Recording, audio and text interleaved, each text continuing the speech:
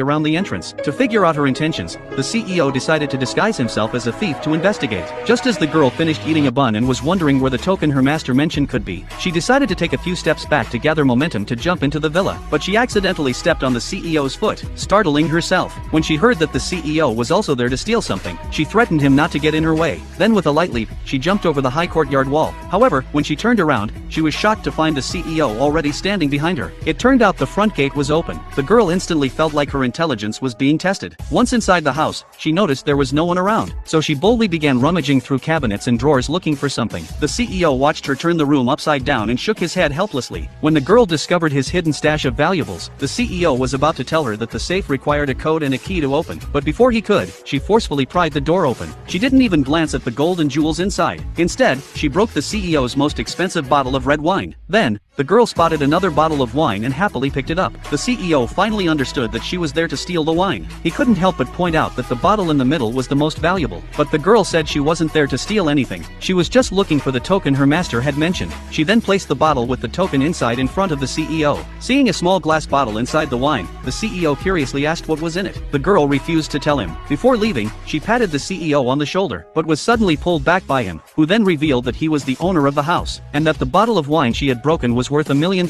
Faced with such a high compensation, the girl froze in place, begging the CEO to let her leave first, promising that she would come back the next day to work off her debt. To uncover more secrets, the CEO sent someone to follow the girl. When the girl returned to her master's residence, she discovered a note left by her master. Her master had calculated that they wouldn't be able to afford the compensation for the broken wine, so he fled in advance, leaving the girl to deal with it alone. The girl noticed a man outside the door watching her, and upon inquiry, learned that he had been sent by the CEO. She then invited the man inside for a meal. While she was cooking, the man secretly took a picture of the note on the table with his phone, and sent it to the CEO. To get to the bottom of who was behind all this, the CEO personally visited the girl's home, and found that she was living in extreme poverty, with no means to pay for the damages. The next day, the girl arrived at the CEO's house to work as a maid to repay her debt, but the CEO told her to go to school instead, offering her a salary of $100,000 a month. Hearing such a large amount, the girl immediately agreed, while her master